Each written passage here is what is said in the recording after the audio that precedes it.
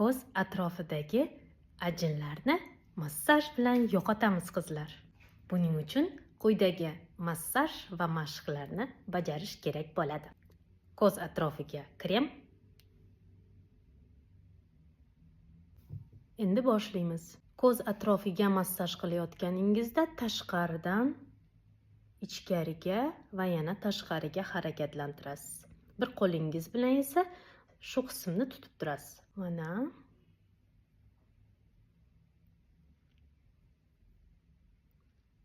4-5 marta bajaramiz.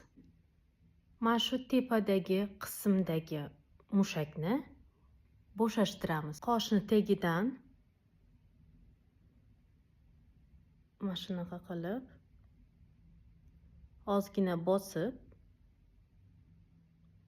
massaj qilasiz. Keyin mana shunaqa qilib bu massajni tugatasiz. Keyingi massajimiz bu chimchilash massaji.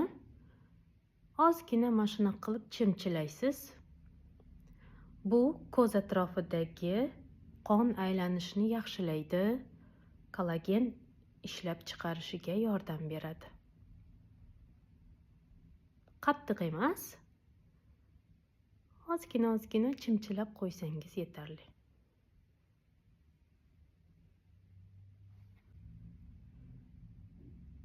Mana shunaqa qilib tutamiz va dumalaymiz.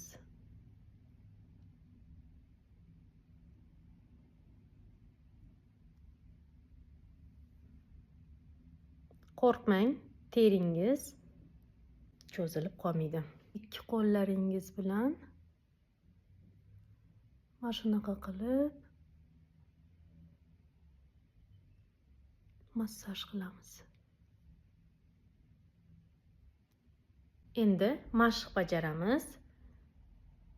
Mana shu kaftlarimiz bilan qoshlarimizni ushlab turamiz va pastga qarab ko'zingizni yumishga harakat qilasiz. Qoshlar fiksatsiya qilindi. 1 2 3 4 5 6 11 12 13 14 15. Endi ko'zlaringizni qattiq oching.